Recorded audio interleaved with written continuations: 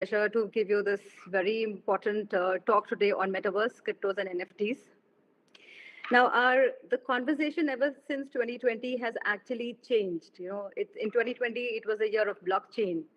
2021 it was all about NFTs, and now 2022 it's all about metaverse, which is actually involving every kind of emerging technology, including cryptos and NFTs. So the future, as we know, is virtual. And why are NFTs so and cryptos and metaverse so important? It is important because they have actually worked as a very big enabler in our lives today. Had it not been for technology, this pandemic would have really ruined our lives, maybe irreparably. So these are just some of the stats which are predicting the growth of metaverse and actually also other emerging technologies along with metaverse. From 2020 onwards to 2030 actually. The metaverse market size is to actually reach around 800 billion by 2024. So that is a huge rise, and currently it is around 47 billion. So you can just imagine how much money is going to be invested in it, because obviously it is also giving us that much of return back in our lives. It is changing our lives. It is enabling us to do so much more than which we could do before. And of course, all emerging technologies like AI, AR, VR, and our browsers, our Wi-Fi systems, our 5G. We are actually now working on enabling 6G also in future, very, very close by in future. So all these technologies are actually helping us, transition. The transition is going on slowly into the metaverse. The metaverse is still developing. We cannot say that we have got a full-fledged metaverse ready with us today. It's a work in progress, but yes, we are moving forward. Now, I would like to, the question is like, what exactly is a metaverse? So basically, metaverse is a digital space. Now, if you talk about digital space, there are two types of actually metaverses. Metaverse was always there for the past 20 years. It was there in, Web 2.0. It was a digital space and where people could go and meet people. But now it is actually progressing with many, many more technologies and which are enhancing the highly immersive nature of metaverse.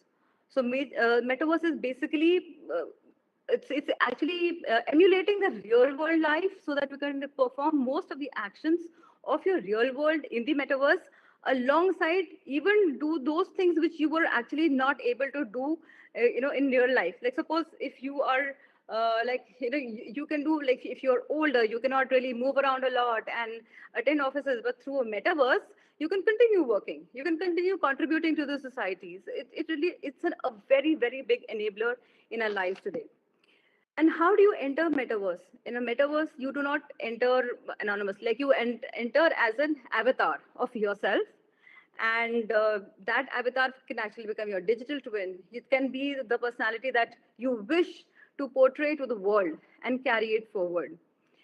So what all does a metaverse do? It You can play, learn, earn, you can socialize, you can hold meetings, you can hold events, you can set up shops in the metaverse, you can buy land, you can rent that land, you can sell things, you can entertain, you can own digital assets, you can lend them, you can borrow on them, you can insure them also. So I mean, so this is basically everybody is in today's day and age aware about these things. Even then, I thought, let me just give a small, background on it. Let me just proceed with a small, quick background. So we started with internet, in which we had those networks of computers in one location which could connect to each other. Then came Web.1, in which was read-only. You had those websites, you could just read them, but you could not really actually communicate with them. Then you had Web.2, which you could read and write and interact, like social media, Facebook, and other things came up. And now we are moving towards Web3. We have not reached there. We are somewhere between Web 2.0 and Web3, because it's still an ongoing process. It's still developing science. There's a lot of things to do. We are not sure we're going to go completely decentralized. Will it actually be practically be possible?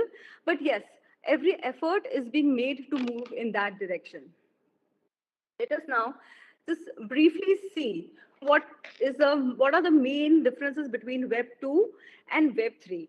So Web 2, which we have most of the time today, is uses storage like cloud computing. It's like Azure, and you have Google Drives and all. In which your data is there in one place, it's there in the cloud, and you don't own your data. Your data is actually owned by the company who's storing your data. So they own your information. If tomorrow you were to lose your internet connection, or you're not able to access your information, and then it is up to that company to allow you to access it, or they can even block you if they don't, if they feel that at their will, actually, if they really want to. In Web 3, it is using different processes like IPFS, in which it is not one place where your data is distributed everywhere. And even if even if you're not able to get your data from one place, you can actually access it from different places. Your data is never lost, and you are in control of your information. That is the main idea behind Web 3, is that other companies are not going to have your data. You are going to be in complete control of your data. Browsers like Google and Safari and all are being used today in Web 2. But Web 3 is, please try to download it and use it. It's Brave. It's completely decentralized, browser. And that's going to be a different experience altogether. Herein, again, you own your information, and it is not stored with, with the cloud, basis of Google or other browsers. Similarly, there's a difference between how you buy and sell stuff. Here, PayPal, banks, these are all centralized, industrial places, institutions. But MetaMask, Ronin, these are again decentralized. They do not know who you are, what you are. You can just make an account. Then you're going to be given a public key, a private key. The private key you never share with anyone, no matter what, and you're good to go. This is your information only with you. But obviously, you're aware about banks and all. They have all your information, and the information is always available to other people. Also, now you come to operating systems. The Web 2 operating systems, of course, Windows and Apple and all, and Androids.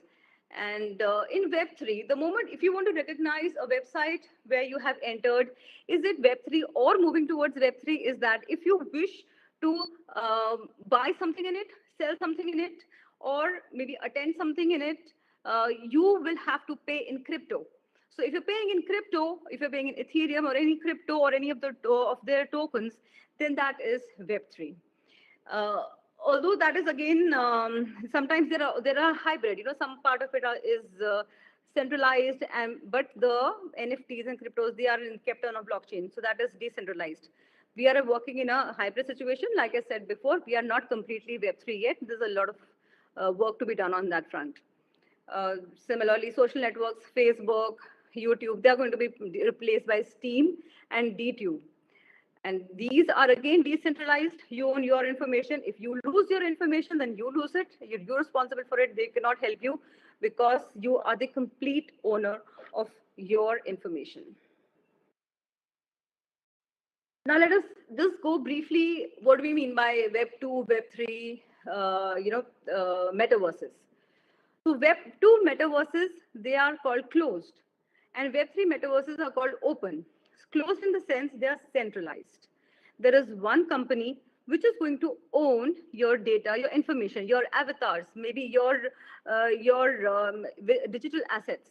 You do not have control over them, and neither can you use the same avatars or assets in other places or games or metaverses, until and unless there is a tie-up between the two companies. That is called closed. So examples of closed are Second Life, which has been there with us for many years now. Then we have Roblox. Roblox, children have been enjoying for many years. My daughter has been playing for many years. It's a centralized system. Roblox is integrating and trying to move towards Web 3 now. Then we have Simcity. Simcity, again, it is again a centralized system, like in which you can set up your life, you can set up your home and your avatars, you can form a family, just, everyday kind of a life. But of course, it is centralized. You do not own your information. You do not control your assets. You're completely in the hands of the company who owns these metaverses or these games. Now we come to Web3 metaverse. That is Decentraland. Now, Decentraland, of course, anybody can enter Decentraland. But if you want to attend an event, if you want to buy any asset, if you want to do any kind of a useful activity in this metaverse, you will need to buy crypto, and then you have to buy NFTs. Maybe if you want to buy shoes over there, then you have to use cryptos or their token, which is mana, and buy your stuff. Then you can buy your stuff. That is called decentralized. Again, then you will own those assets. Nobody else will own those assets. They're completely yours. If you lose them, then you lose them. Nobody can help you also. Similarly, Sandbox is again some similar metaverse, which is Web3 metaverse, in which you can build your own atmosphere, and then you can just buy and sell your assets. And then you come Axie. So the same, these Axies like play, Infinity is like play to earn. You can play just for playing over here. You can earn crypto. So these are amazing and new opportunities. Like in Second Life, also you could earn a little bit, but you could not earn more than maybe $2-3 or something. Not more than that. But here it's limitless. It's up to you how you meet, whom you meet, what the other person values your asset with, and it's just up between you, the two peers, how they deal with their assets and what pricing they establish between themselves. So this is some a high level difference between Web 2 and Web 3. Where are we currently? Somewhere in the middle, approaching Web 3. Now the question arises is, where exactly is metaverse? Like we've heard the word, we know, okay, it is a digital world and all. What exactly it is? Metaverse is based on Web3. Web3 is the system. It is like the internet that you use, how you're going to access the metaverse, that is Web3. And then what is Web3 based on? Web3 is based on blockchain. Now, without understanding blockchain, you cannot understand crypto, you cannot understand NFTs, you cannot understand metaverse. So blockchain is very important. If you understand blockchain, that is the underlying technology behind Web3. So Web3 is all decentralized. So your virtual lands are all on blockchain. And so that is a digital ledger which says this plot of land, this plot of virtual land belongs to this address. They don't even know whose it is. It's this address, and that address is the complete owner of that land and the information on that land. Then you have got MR. Now MR is mixed reality. Mixed reality it should actually be XR, because XR is a mixture of AR, augmented reality, VR, virtual reality, and MR, which is mixed reality. Mixed reality mixes AR and VR. Now, augmented reality, let me give a very brief description, is like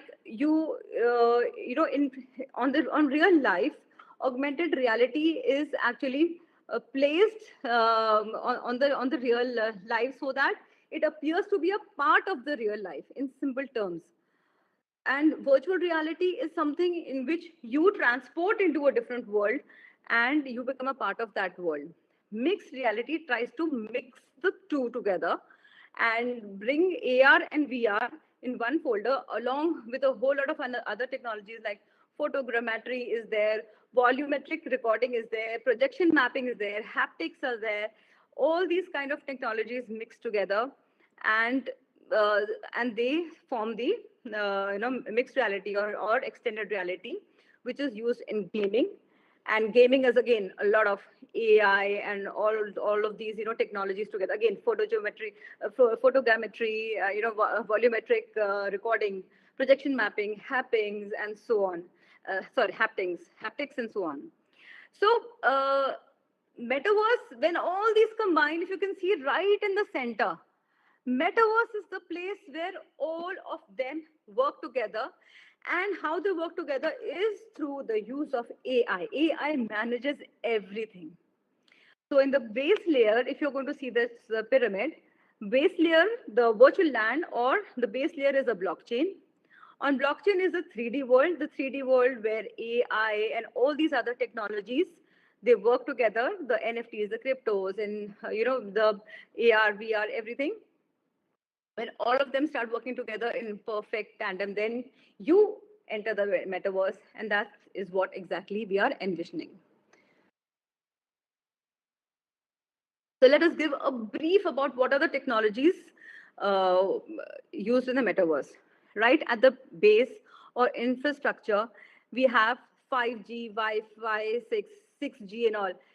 Why they're important is because for our browsers, for our phones to be able to access this metaverse, we need better Wi-Fi. We need more. We need systems which can handle more, graphics. More information can be easily transmitted at real time, and we need speed. We need scalability. For that, we need a very, very strong and fast infrastructure, which starts with 5G, and it's moving towards 6G very, very quickly, and edge computing and everything. So, but basics infrastructure is this, and after this we have this human interface, which is the mobile, the smart glasses, the wearables, haptic gestures, voice, and neural. Now, what is haptics? I've been using this word 2 3 times. Haptic is you if you have iPhones or you have those phones, when your phone vibrates, so there are two types of haptics. One is hardware-based haptics, which are which is a 3D model in which on on pressing a button hard, the phone vibrates, or just to show that some action is attributed towards it. In advanced haptics, you don't have to press a button hard. You just have to press one button on the smart screen, and the vibration happens. That is again a feeling of haptics. Haptic is like they try to copy physical movement using software. It gives you the feeling of real kind of feeling, like when you're playing a game, and then you feel that your controls are also vibrating along with the force of the speed of game. That is haptics, and that's very important to give you a very good immersive feeling. After human interface comes decentralization. Now, decentralization, of course, includes like AI agents, edge computing, blockchain. So again, that is the base. You understand blockchain, AI, you can actually understand the rest of the technologies.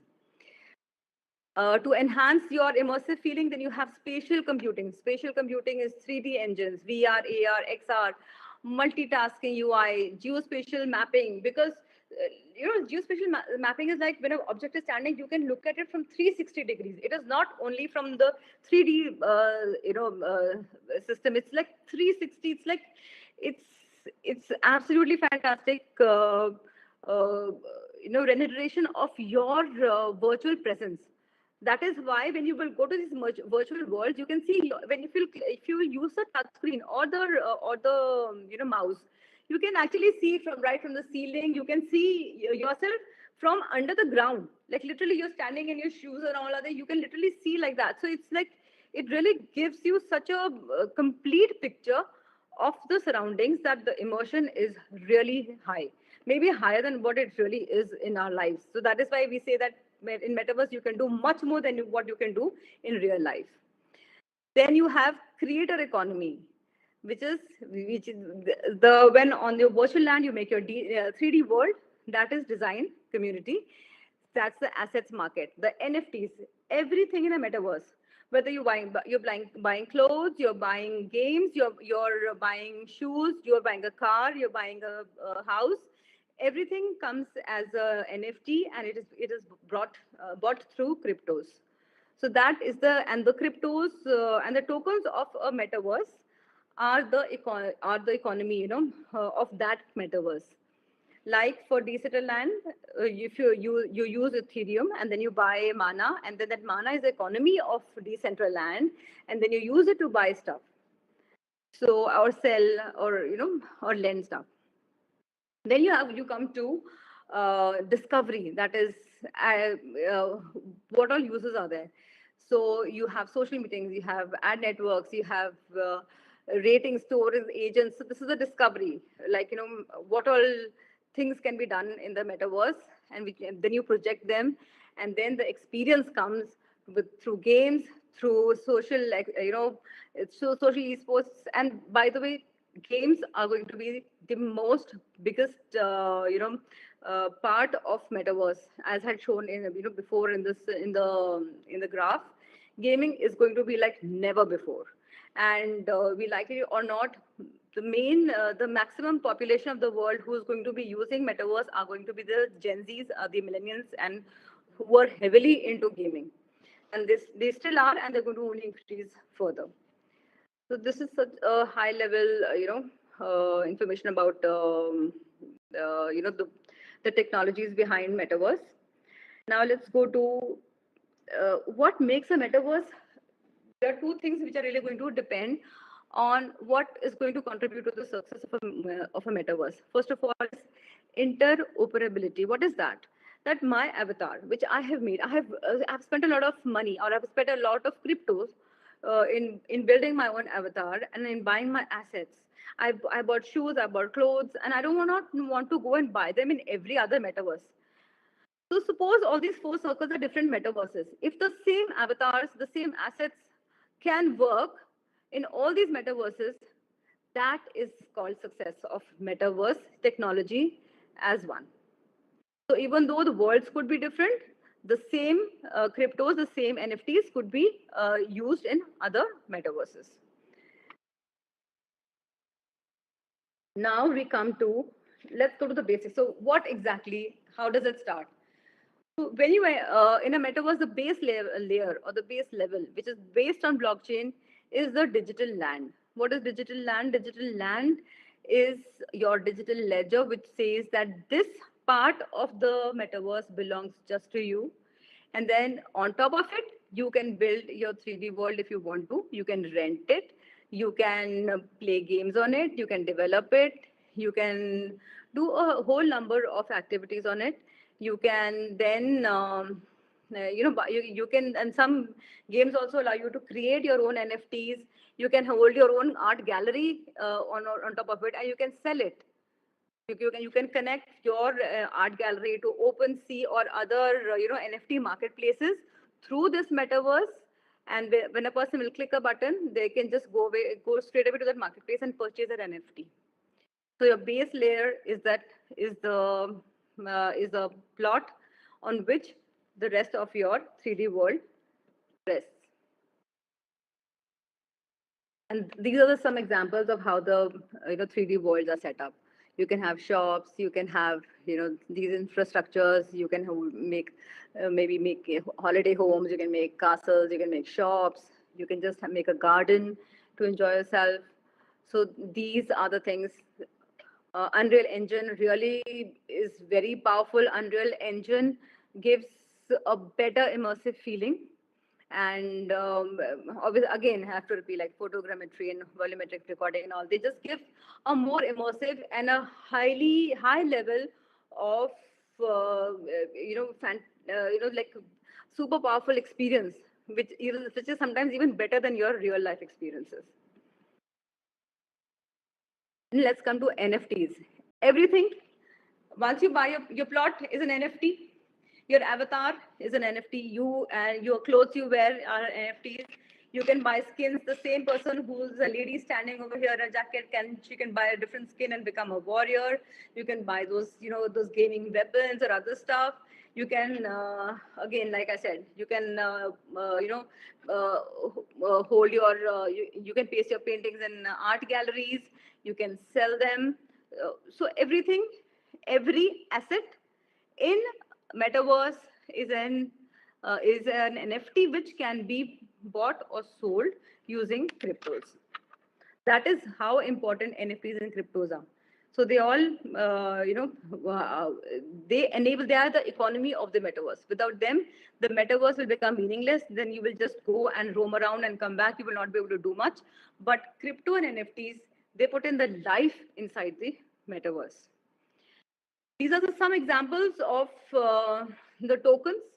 So what I mean by tokens is, like, if we take for decentralized mana, so what they mean is that maybe 1 ether is equal to maybe 4 mana, 5 mana, 500 mana, and then you exchange, you go and buy mana as against one Ethereum, and then what happens is you can use that money inside the Decentraland. You can purchase tickets for an event.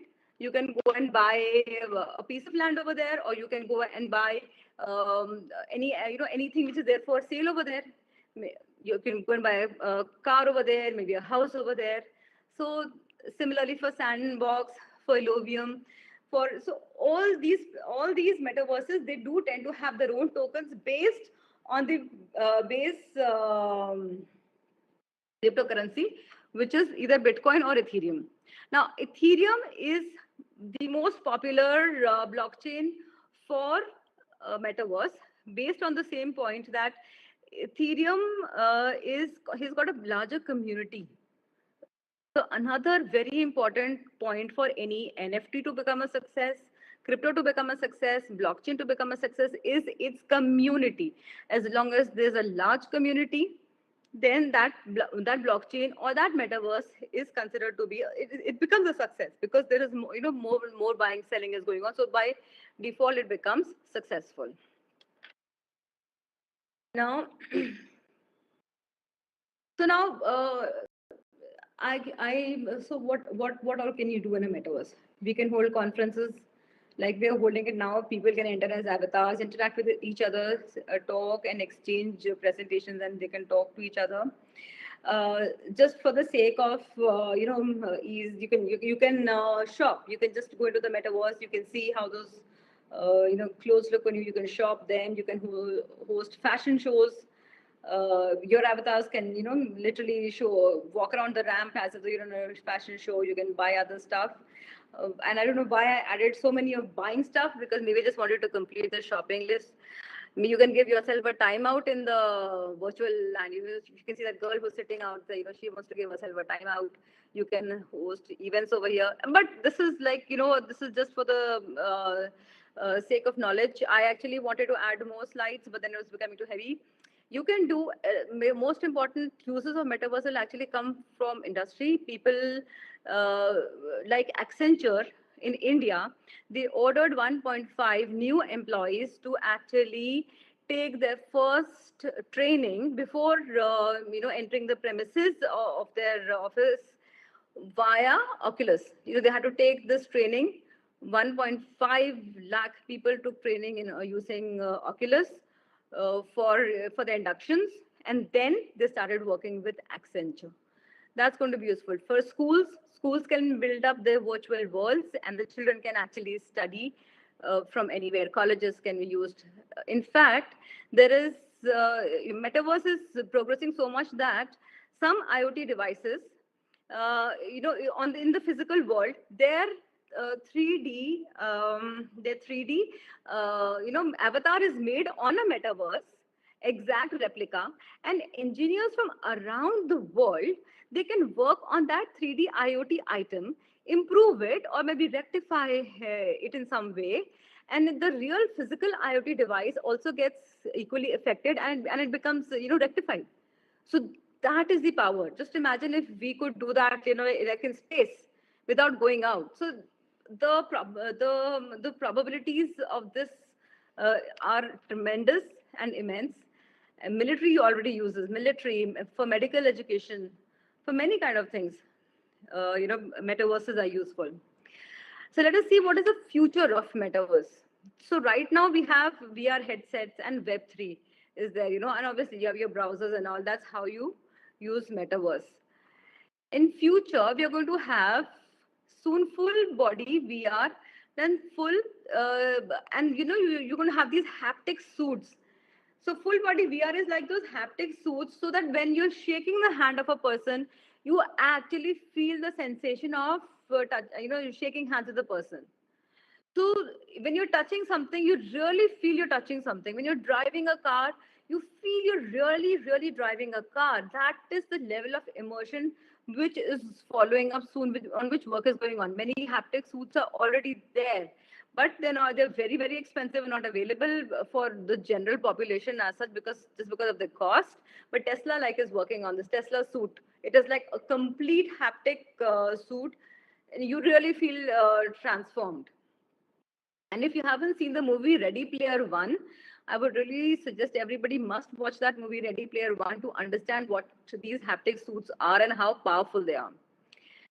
And in future, it's going to be even more fantastic. So there's going to be a chip which is going to be implanted in our minds, and from our mind itself, we're just going to instruct our mind to actually go into the metaverse. And maybe you can just sit there and just go into the metaverse, and access the metaverse and do your your everyday, activities. You can attend your office, you can hold meetings, you can attend schools and other things. You can shop, do whatever. So that is also, that work is also already going on. And again, yes, neurotech is a reality which work is actually being carried on today. Now everything seems fantastic, right? But there are some concerns. First of all, if you become so used to it, it's very addictive. It's really it is very addictive. Like once you start using this beautiful immersive world where your dreams can come true, because human beings, we are attracted to imagination. That's the difference between us and animals. We have a very strong imagination. We like our imagination. That's why we like entertainment. We like books. We like movies. We like games because we are highly imaginative. It gives us some, deep kind of a, living pleasure. So that can become an addiction, which can really, really harm our health. Because if you're going to be sitting in a place or just being inactive and you're going to be online, even if it is through a browser, even the gamers, they face this problem. You need to exercise. If you're not going to exercise, you are going to develop lifestyle diseases, and that's really, you don't need to do that, right? In the metaverse, as haptic suits are going to become more powerful, women and children's safety is going to become a very big concern. It already is. It already is. Many incidents have, even without the haptic suits, many women, there have been stories about women being, targeted, and there's no law right now which can protect them. And so, and in Web3, when you don't know who is there, and there's no owner of a Web3. See, in Web3, you own everything. Nobody owns the website. Nobody owns that metaverse. Metaverse. It's a DAO. DAO is distributed autonomous, organization. That is like everybody's chipped in, and the metaverse is made, and so nobody owns it. So if suppose somebody is targeted and they, over there, then who is responsible? Who's going to come and protect? Then if the law has to catch somebody, whom is the law going to hold responsible? That's a very big question to which there are currently no answers. Now we come to NFTs. NFTs in selling to create hype. So NFTs in selling in the sense that the people who already have a lot of money, they have an advantage over other people who have less money, in the sense that if they post an NFT and they buy it themselves and rebuy it themselves and then rebuy it again themselves in more and more crypto, making the people feel that the value of the NFT is being appreciated, and then innocent people pay 10 times more just to grab that NFT. So these practices do go on, which should not go on. This can be, and sometimes like bored apes. Just today, I read an article in which they say that bored apes, they were limited to 10,000 copies, but now they are actually, there is a program through which they can keep on adding 30 bored apes every time. The 10,000 number, crosses. So that is again not the correct information which is coming forward. So NFTs, again, it's a risk.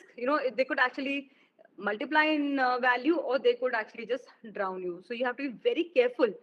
That is why, again, the what matters is on which blockchain they are, and also the smart contracts. You really need to understand smart contracts and how they can change things. Another problem is whales dictating and buying in. Most of the blockchains now, just to scale and for speed, they are using proof of stake. Proof of stake is how much money I have got. That much. That person gets to mint the next block. So which gives them more power. Like if there are whales who are like invest billions on one thing, then they tend to control that blockchain. They can make forks, they can do anything. And forks is like, they can change the records in that blockchain. So, which is dangerous. There is a solution for this also, which is EPOS, that's extended proof of stake. And that also seems to be a good change to this. But nobody has adopted it as yet. It is still on papers. And again, then yes, the people tend to buy, if this FOMO, like I don't want to lose out, let me buy crypto. Which crypto do I buy? Which everyone is buying.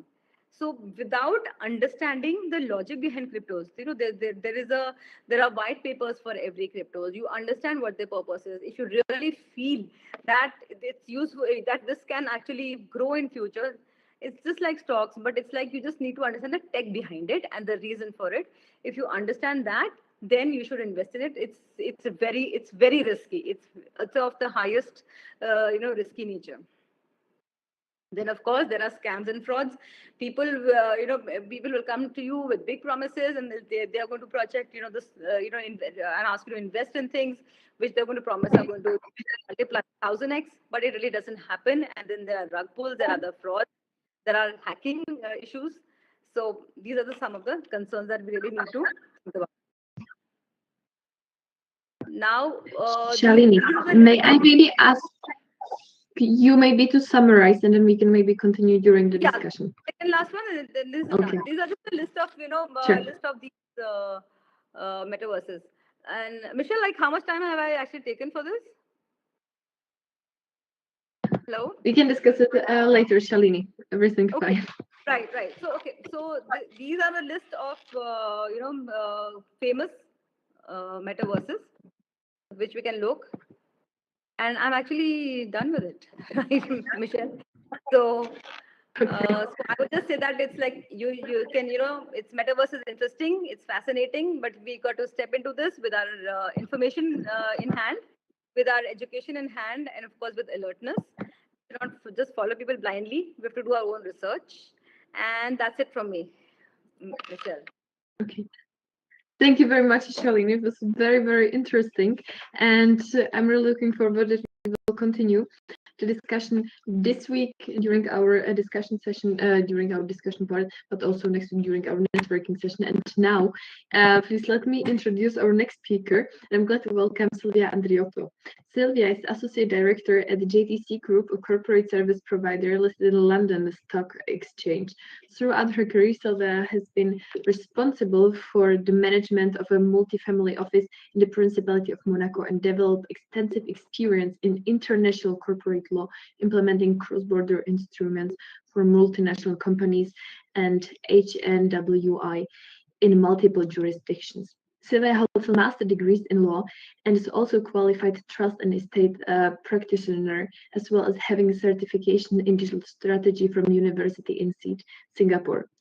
She has previously worked in several financial centers, including Luxembourg and Zurich. In addition to lecturing in the fields of integration of law and technology, Silvia is a digital asset advocate and a member of European Law Institute, Special Interest Group Digital Law. So welcome, Silvia, and I know you have a short speech for us as well, so the floor is yours.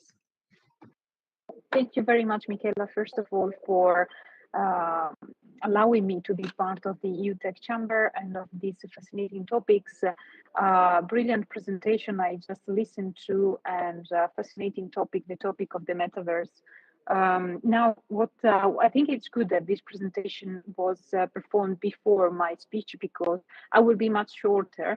But the reason why I'm saying that it's good that that this presentation about the metaverse and NFTs came before, because it allows me to link to the concept of digital assets, because everything that happens in the metaverse happens because of the existence of digital assets. So I think I will give a kind of an helicopter view of what digital assets are. And then I leave space for the panel discussion, questions, remarks, or comments from the audience. So in general, digital assets what is a digital asset? I mean, if I think of a picture and a picture to me has value, a picture could be a digital asset for me. If I think of a video and a video performs well and has millions of views, well, that is valuable to me. That is a digital asset, right? But in the last decade, we have witnessed the increased interest in digital assets, not only because of their existence in the internet, but because of mainly two reasons. The increased understanding of the potential of blockchain technology. In fact, blockchain technology, I'm sure that the audience is familiar with the concept, but it's a technology that exists for the past 20, 30 years, 20 years, sorry. And this technology recently, obviously, got a lot more attention due to the crypto kind of wave. And the understanding and the adoption of blockchain technology enabled the massive use and implementation of digital assets. In addition to this reason, the digital asset space gained importance because of the possibility to deploy smart contracts on the blockchain. We could talk a couple of hours or even more about smart contracts, but there is a beautiful book written by Primavera De Filippi, Blockchain and Law, that goes deep into the concept of smart contracts if someone from the audience is interested to read. But the possibility of using smart contracts in the blockchain allows the users to operate peer-to-peer, which means they are able to operate without relying on third parties. A simple example that is often made is when we have to make a bank transfer, we want to transfer assets from one person to the other, from one entity to another one. We normally, through financial institutions, bank, we have to pass through them and to clearing houses. So there are intermediaries that take our time and take fees. Now, thanks to the ability to use, thanks to blockchain technology and the ability to use smart contracts, we can be rid of third parties, right? And these two factors, blockchain technology and smart contracts, helped us to use much more digital assets. Now, give you an idea about the sizes, around 2013, we around 10 billion were traded in digital assets. If we look at the figure in 2021, we talk about 1 trillion of digital assets traded. So you can see how the interest around digital assets increased exponentially. But at the beginning of the conversation, I talked about a digital asset, talking about a picture or talking about a video. But the digital asset that is the digital asset that we talk about today, if we want to define it, I've looked around for a proper definition of digital assets, but I couldn't find, and I also asked to experts of the sector for a common definition across jurisdictions. And it seems there is not a common definition across jurisdictions, but we can try and attempt to define a digital asset as something that is represented in a digital form, that has an intrinsic or acquired value. It is designed as a medium of exchange that uses strong cryptography to secure financial transactions. It controls the creation of a digital unit and verifies the transfer of assets. Now, after talking about a little bit introduction about the concept of digital assets, why they increased in importance, a little bit of the trading size of digital assets and the definition, I would like to link to the concept of tokens, because we often hear tokens, tokens traded, or asset token, utility token, payment token, or security tokens, etc., etc. But what is the difference between digital assets and a token? Well, actually, there is not really a difference. Often these terms are used as synonymous. So when we look, for example, I talk about Switzerland because it's the jurisdiction I am more familiar with on a legal perspective. when we look at the guidelines for regulating digital assets, we often find the term tokens used instead of digital assets. So if we want to classify the different type of digital asset or token, we can distinguish essentially them in two categories: non-fungible tokens, that is what was discussed the conversation presentation before me, and fungible tokens. Now, if we want to go a little bit deeper and defining fungible tokens a bit better, we can distinguish them in three categories. Fungible tokens can be payment tokens, and here we go to the classical examples of cryptocurrencies or stable coins. So with cryptocurrencies, I'm sure the audience is familiar with the different type of cryptocurrencies. The most used ones are obviously Bitcoin and Ethereum. Then we have Cardano and many others. And again, in terms of payment tokens, we often hear about stable coins. So stable coins, which means that the value of these currencies is directly linked to the value of an underlying currency, fiat currency. Then the fungible token, second category, are the utility tokens. So tokens that can be exchanged to give access, for example, to a service or to an application. Often here we hear about in the gaming industry, for example, if I obtain buy a utility token, or if I obtain a utility token, well, this will give me access to a certain gaming platform, will allow me to play a certain game, or possibly to advance in a certain gaming environment. So utility token for services mainly. And finally, security tokens. The security tokens are the ones that got the most attention from the regulators, of course, because security tokens can be associated to securities, right? Financial securities, like we know them in the traditional financial world. And when we talk about security tokens, well, there we may incur the risk of falling under some certain regulations for standard financial assets. All right, so this is the distinction. So to sum up, we have tokens distinguished mainly in fungible and non-fungible, and the fungible token distinguished in payment, utility, security token. Payment token distinguished in cryptocurrencies or stable coins. Now, I think it's worth mentioning about the increased interest around the CBDCs, so central bank digital currencies. Governments in general are looking very closely to the increased interest around cryptocurrencies and digital assets, at the point where governments themselves are exploring the possibility of issuing their own central bank digital currencies. There are different opinions on this, because some think that actually just something that it can be used in parallel to fiat currencies, to the local currency of the jurisdiction, something that it's actually challenging the whole concept of cryptocurrencies, because cryptocurrencies are per se thought to be decentralized and not controlled by a central authority, whereas central bank digital currencies could actually still be kind of controlled. The exchange of digital currency, central bank digital currency could still actually be controlled by a central authority.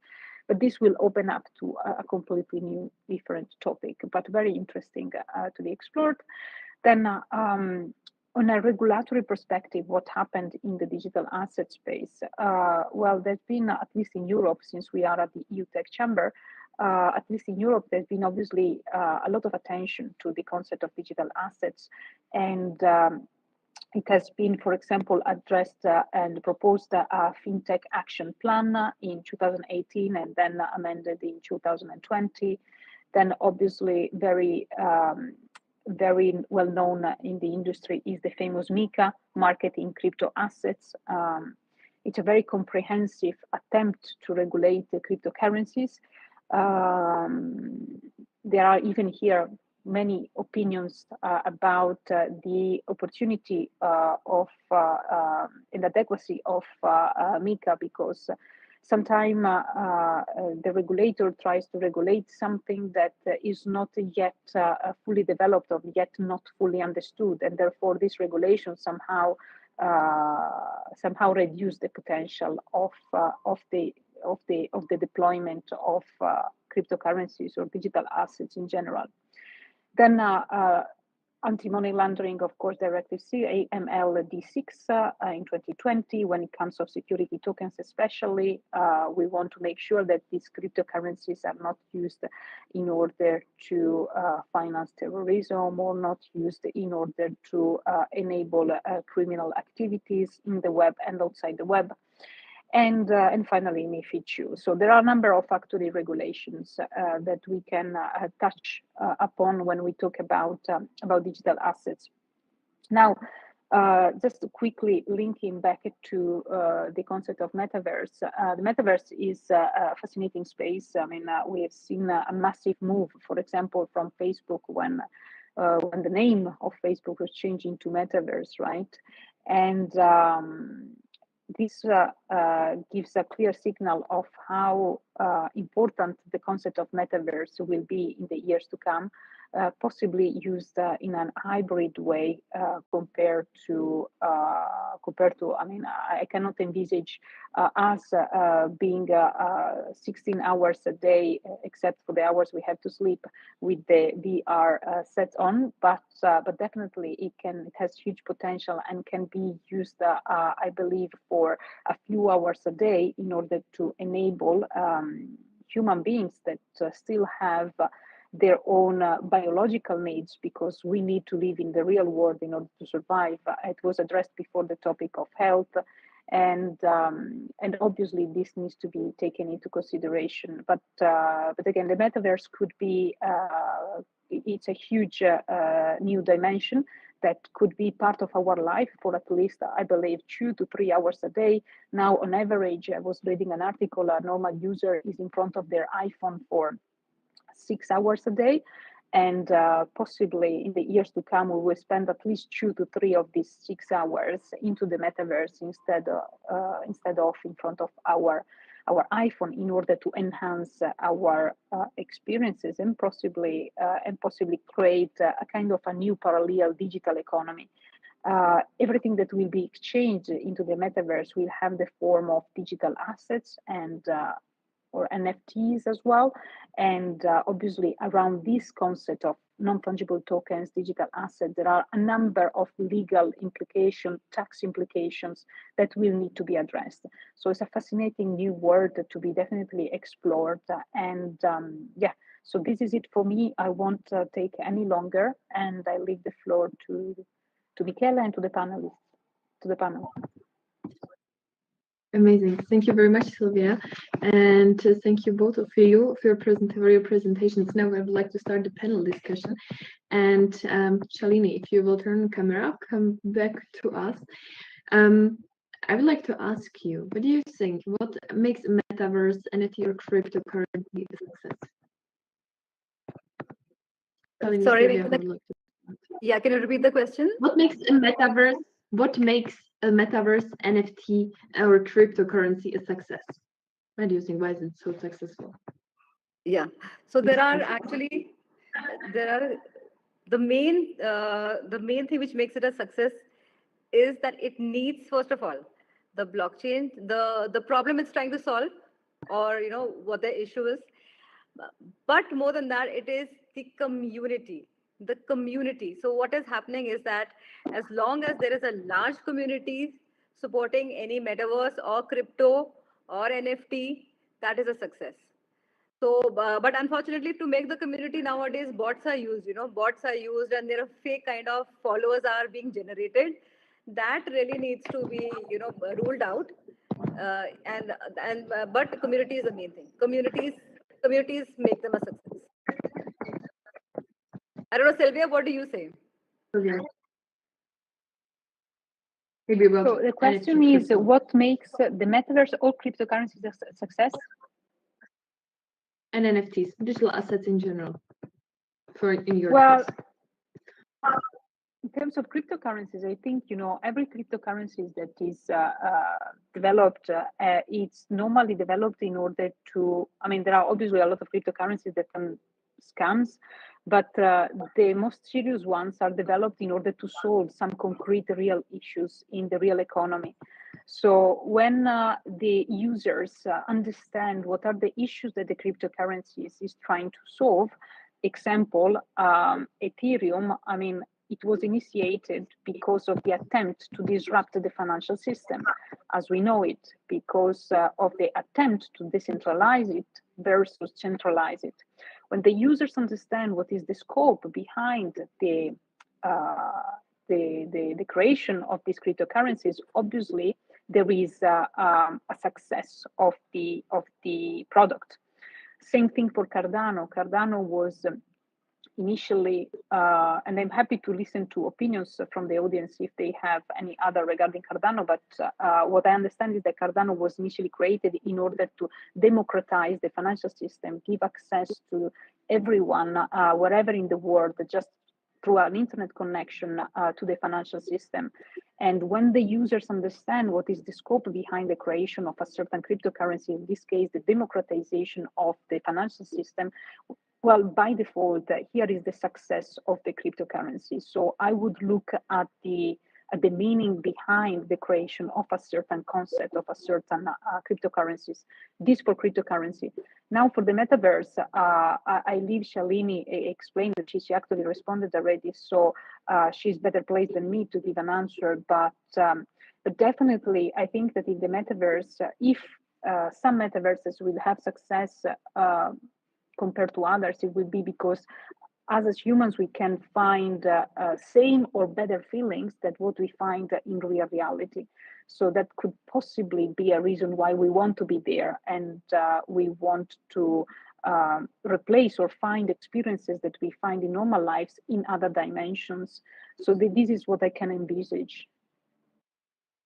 So can I just add one thing? So like interoperability is very important for the success of a metaverse.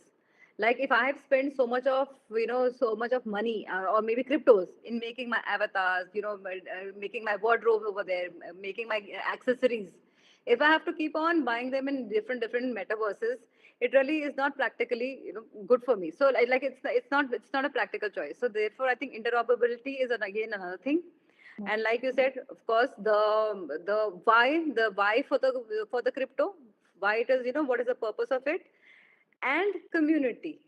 Community is like the number of people who are going to follow. If tomorrow nobody likes Bitcoin, it's zero. If nobody likes Ethereum, it's zero. So community is very important, and that is why to make communities, people are using all kinds of methods. They just want so that they know that if 100 people will buy a crypto, even if it is not solving anything, then 200 more will buy it. And then when 300 are buying it, then they know 500 more will buy it. So sometimes some crypto, if you see, what are they solving? Like like you see for NFTs, Sylvia, what are Bored Apes solving? You know, so but look at the craze run. Look at the amount of look at the value today. It's like millions. So we don't know what's going on. Michaela, we Yeah. really don't know why people are Yeah. making Yeah. things. If Yeah, I may comment on this, these NFT, expensive NFTs that are bought and yeah. sometimes displayed as our image profile on Twitter or Facebook or whatnot.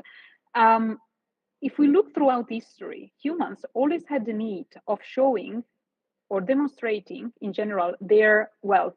Well, throughout history, if we look at the Romans, they were building enormous houses, or they were showing enormous statues, um,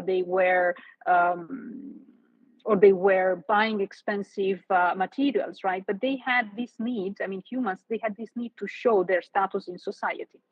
So when you buy an NFT now, it's just an evolution of the same need, because the audience that we have the most in front is the audience that we find on social networks.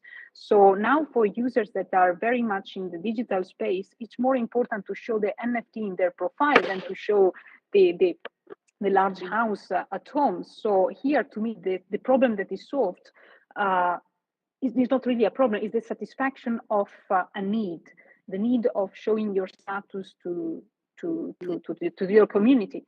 So this is the reason why I think that this type of NFTs gain success. So you mean to say like they want to belong to the elite club of, like Exactly, that is and somehow satisfy a need that humans always had since their existence. It's just a different way of doing that, and thanks to digitalization, we are doing that through NFTs now. But at the very bottom line, we are satisfying the same need that humans absolutely had 500 years ago. so true. Yeah, I agree with that. Yeah, Right. I completely agree with you. And so maybe because we don't have that much time, but one very important topic that I would like to discuss with you, and we discussed it even before the beginning of the webinar, was what do you think how our real life will change through the metaverse and also digital assets in general? So Our what do real you life, think? What is it? yeah, real life is definitely going to change because we are going to be able. See, this is a different experience of its own kind. It's a different experience. It's also a problem solver. Like I told you, maybe a retirement age increases. There's no retirement age because even you can even sit on the bed. You might not be like you might be suffering from many things, but then you can still log into a metaverse and attend your office or do many things. So it's a, like Sylvia said, it's going to be a hybrid thing. It's going to be a combination of metaverse and real life. Nothing can replace real life, but this metaverse sort of enhances. It's a different kind of experience in which it's just like you can do, instead of going out in the traffic and suffering all the pollution and all the heat and dust and everything. If you can easily manage your meetings in a metaverse, then you would want to do that. You save on fuel, you save on time, you save on energy. Similarly for children, same goes for industries. So this is an enabler force to be used with responsibility, is what I would say. Sylvia, what are your thoughts on this? Yeah, absolutely. I mean, touching back on a very good point that you raised before, I mean, we are humans in the end, and we have biological needs. We need to sleep, we need to eat, we need, and I cannot imagine us spending our 16 hours a day, because the remaining are to sleep, with a VR headset on. So what I can envisage, however, is us having a parallel world over there where I have my properties, where I have my assets, maybe where I have my shop, maybe where I have my conference room, my office, and I will use it for maybe a couple of hours a day, maybe 3 hours a day, or the use of the metaverse in a desktop way or even on our smartphones. So I envisage a hybrid solution until the point we will have more sophisticated technology that possibly just with simple glasses, very light, will just augment our reality and give access to our metaverse. Excellent. Yeah. Yeah, let's see what will happen. So, and what would you like to see that will happen in the metaverse and digital assets ecosystem in the future? In the future, well, the future, of course, is exactly like I was talking about those haptic suits. Like the immersion, like it can almost replicate a physical meeting with another person. You're shaking hands, you're talking to them. That level of immersion can be there. You're meeting your relatives. You really feel that I'm meeting. If your mother's in another state, or like my mother, she's in the UK, and I could feel that I'm actually looking at her, and I can give her a hug, and she's like, you can have that feeling. But yeah, that is the future. But then, of course, it's a developing thing. There are many concerns around it. It can also be exploited in the wrong way. So we have to tread very carefully on this and see how it takes from here. What do you say, Sylvia? Yeah, no, absolutely. As you said, there are many opportunities on the space, and many threats, as every opportunity brings along. Opportunities are huge because obviously now one of the major concerns globally is the climate change. Okay, Well, the opportunity here, thanks to Metaverse, could be to reduce business travels, for example, because if I can have the same feeling that I can have without necessarily traveling from Delhi to New York to have a meeting, but I can have it easily on the Metaverse, because I can, in the Metaverse, create the same level of trust that I could create on a physical meeting.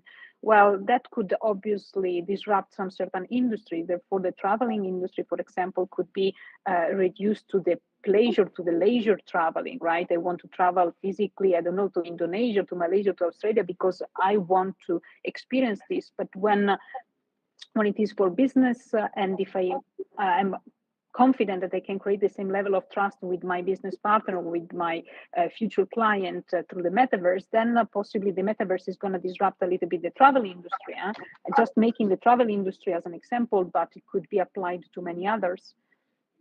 Yeah, but this is so true, Sylvia, because see, I'm talking to an insurance firm and they want to hold a global AGM, annual general meeting over a metaverse because they want to save on the cost of flying in so many people from all over the world, then their hotel costs, then the physical, the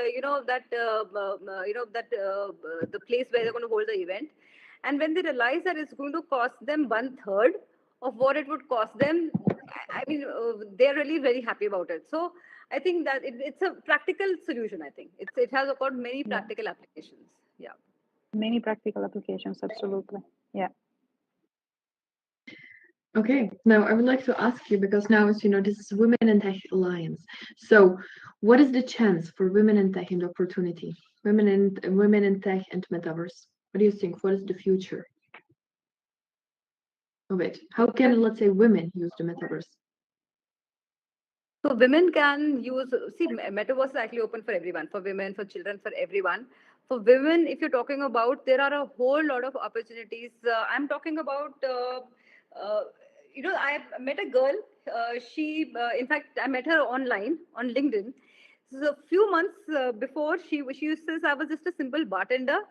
Somehow I stumbled upon and learned 3D, 3D drawings and 3D art. Today she's full time. In a few months, in 4 months, she's full time into making those avatars and using those 3D programs for developing. She's working with a company who's developing something in metaverse. So she says, my life has changed completely. So there are so many opportunities. There are opportunities in marketing. There are opportunities in sales and education. Women can actually see, and if you talk about women can go and sell their products online through metaverse. They don't even have to leave their places. Just upload the images of whatever their products they want to sell, and they can just people can log in and then they can just sell it sitting right from their homes. If they don't even have to step outside. So same for education, for work, for entertainment, for anything. People can just women can just log in. There are, I think, every kind of opportunity which women can have otherwise are also available over metaverse. And like Celia would actually corroborate with that, I think the maximum number of women who are into NFT and cryptos are there are a whole lot of women. A large percentage of women are into NFTs and cryptos. Am I right, Sylvia? Yes. Myself, I am an example. I minted my own NFTs. Oh, imagine. Yes. Wow. But not in general, I difficult, mean, yeah. no, it's not difficult at all. It's not difficult at all. I just need to play a little bit around, with the wallets, etc. But it is not difficult. And in terms of opportunities, I mean, for women, but not only for women, I mean, it's obviously the possibility right now for everybody that lives also in undeveloped countries, thanks to an internet connection, have access to the same education system, because maybe in the metaverse you can be immersed in a class at Stanford, provided obviously you get admission, or you can access, I don't know, you can have some certain interviews and then you can apply for jobs at the interview directly, or even create your own office, create your own practice and take it from there. I mean, it's not just thanks to the metaverse, it's mainly thanks to technology and globalization, but obviously the opportunities are huge and tremendous. to give everybody, wherever in the world, if they make their efforts to have the same access to services that a person that is more lucky than them and was born in a more advanced city could have. So enormous opportunities also for persons that lives in undeveloped countries. Yeah. So in International Women's Day, we had this Indian-made metaverse in which we invited a few rural women who were not even educated, and we just told them how to. But they all, everybody especially in India, everybody has a Facebook account. They have TikTok accounts and all. So although TikTok is not no more functional in India, but Facebook accounts they have. When they realized that they can just use an email and log in, and they used the metaverse, they were so excited. They were like, this is nothing special, this is so simple, it's like a game, so they call it a game. But when we told them that, if tomorrow, it's like they are weavers, they're weavers, they weave stuff. So when we told them, if we will click the picture of your whatever your products you're making, and if you're going to put it over there and people can buy it, they were so excited about it.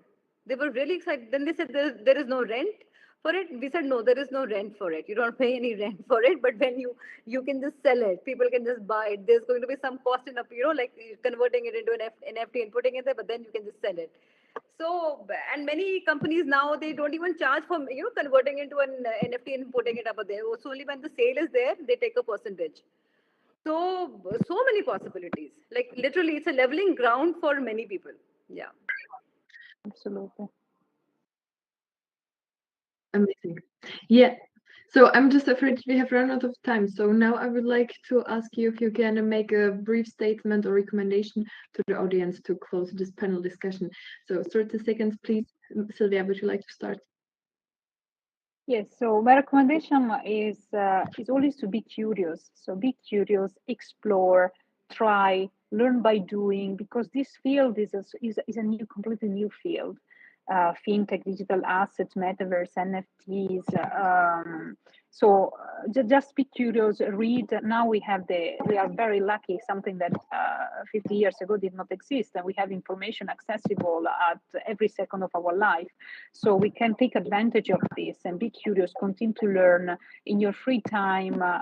Try to make the effort of watching valuable content that teach you something, contents that give you value, and can possibly transform in something that you want to carry forward as a profession for your life. Who knows? So my recommendation is just be curious, learn, and stay alert on everything's going on in the world. We are living very exciting times. Yeah, thank you, Sylvia. So I have a very short message. Go and watch that movie, Ready Player One, and you know what Metaverse is all about. And like Sylvia said, it's very easy. It's like logging into Facebook. Find just easy websites. Go and join Decentraland. You can just enter and roam around.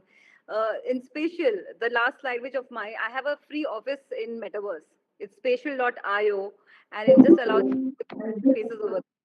So experiment and be there, and I will hope to see some of you over there in Metaverse along with me. Yeah. Amazing. Thank you very much, Eleni. Thank you very much, Sylvia.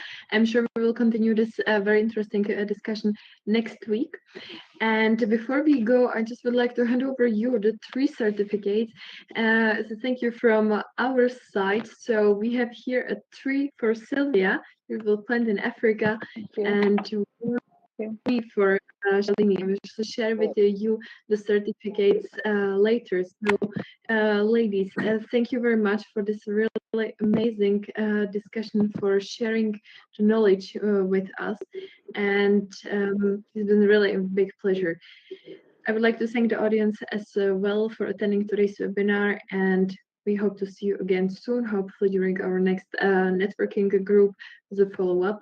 And as we always say, technology obliges. I wish you a wonderful day and see you next time. Thank you, Michaela. Bye. Bye. Thank you. Bye-bye. Bye-bye. Bye-bye.